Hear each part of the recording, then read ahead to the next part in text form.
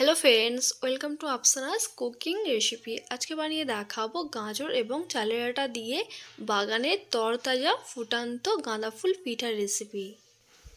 এই গাঁদা ফুল পিঠাগুলো খুবই নরম তুলতুলে এবং ভিতরে থাকছে পুর ভরা, খেতে হয় দারুণ টেস্ট।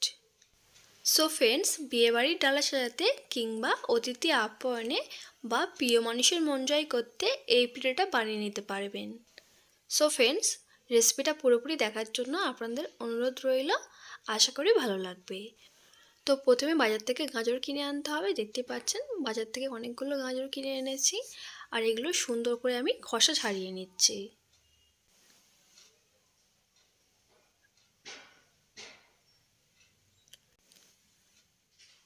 তো ফ্রেন্ডস, দেখতে পাচ্ছেন গাজরগুলো সুন্দর করে খোসা ছাড়িয়ে নিয়েছি।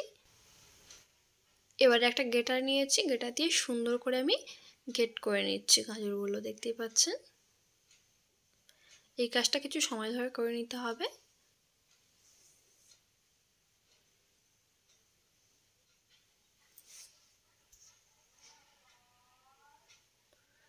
তো এরকম করে সব গাজর আমি গ্রেট করে নিয়েছি, আর দেখতেই পাচ্ছেন কত সুন্দর হয়েছে।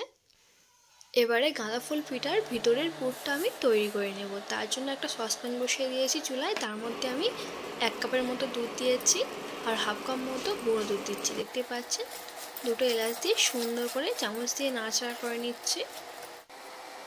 দুধটা ভালো মতো ফুটে গেলে এবারে আমি আগে থেকে গ্রেট করে রাখা গাজর অল্প করে দিয়ে দিলাম। দেখতে পাচ্ছেন, দিয়ে সুন্দর করে নাড়াচাড়া করে নিতে হবে। এবারে বেশ 2 থেকে 3 মিনিটের জন্য গাজরটা সিদ্ধ করে নেব।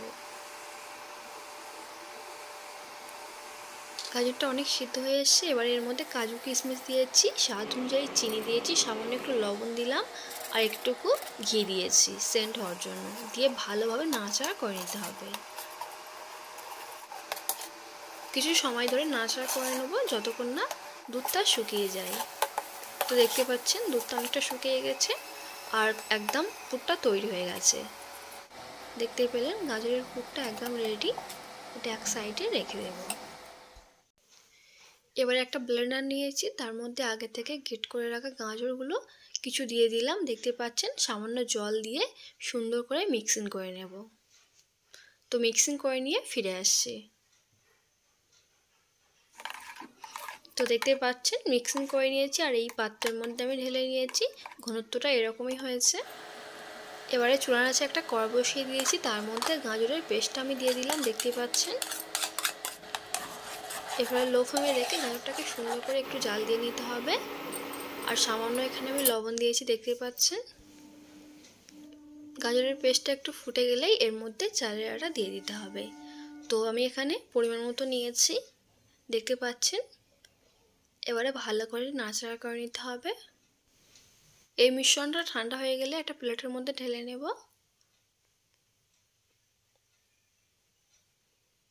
তো আমি একটা প্লেটের মধ্যে নিয়ে একটা সুন্দর ডো বানিয়ে নিয়েছি। দেখতেই পাচ্ছেন, আর এখানে একটু আমি সাদা তেল ইউজ করেছি। দেখতে পাচ্ছেন সফট একটা ডো বানিয়ে নিয়েছি, আর হাতে সুন্দর করে একটু লেচি কেটে নিয়ে গোল করে নিচ্ছি। দেখতেই পাচ্ছেন তো এরকম করে সুন্দরভাবে অনেকগুলো লেচি কেটে নিয়েছি, আর লেচিগুলো সুন্দর করে গোল গোল করে নিতে হবে। এবারে যেটা করতে হবে, একটা লেচি নিয়েছি, দেখতে পাচ্ছেন সুন্দরভাবে গোল করে নিয়েছি, আর মাঝখানটা একটু ফাঁকা করে নিচ্ছি। এর মধ্যে আমি গাজরের পুরটা দিয়ে দিচ্ছি। দেখেই বুঝতে পাচ্ছেন। দিয়ে সুন্দর করে চারিদিকটা একটু মুড়ে দিতে হবে, আবারও গোল করে নিতে হবে। এবারে একটা সন্না নিয়েছি। দেখতে পাচ্ছেন এগুলো কসমেটিক দোকানে পাওয়া যায়। আর চারিদিকটা এরকম করে ডিজাইন করে নিতে হবে। জাস্ট একটু প্রেস করলে এরকম সুন্দর ডিজাইন চলে আসবে। দেখতে পাচ্ছেন দেখতে অনেকটা গাঁদা ফুলের মতো লাগছে, তাই না? এগুলো খুব সহজ, বাড়িতে যে কেউ বানিয়ে নিতে পারবেন। জাস্ট একটু প্রেস করলে এরকম একটা সুন্দর ডিজাইন তৈরি হয়ে যাচ্ছে। তো এরকম করে আমি সবগুলো গাঁদা ফুল পিঠাগুলো তৈরি করে নিয়েছি। দেখতে কত সুন্দর হয়েছে দেখেই বুঝতে পারছেন। এবারে পিঠাগুলো আমি জলের ভাপে একটু সিদ্ধ করে নেব। তো দেখতে পাচ্ছেন একটা চুবড়ি নিয়েছি, সিদ্ধওয়ালা চুবড়ি, তার মধ্যে দিয়ে দিচ্ছি, আর নিচে জলটা বেশ ফুটছে।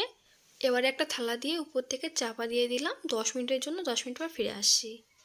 তো 10 মিনিট হয়ে গেছে, দেখে নেব পিঠাগুলো কেমন হয়েছে। দেখেই বুঝতে পারছেন পিঠেগুলো একদম পারফেক্টভাবে তৈরি হয়ে গেছে।